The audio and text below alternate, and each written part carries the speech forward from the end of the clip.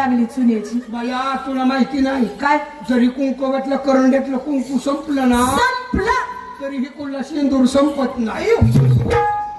काय ना आलाय खायच ग काच घेतली काट घेतली निसली काय ग मिसणार ना काय ग अगं साधी साडी. अय्या बाया लय ग त्याची म्हणत आहे काय ग साधं सुद्धा राहावं गावाचं जावं कशाला मालिक आहे. हा मालिकाला होणार हा आणि गायामध्ये का घालणार ना काय ग एक दाणी.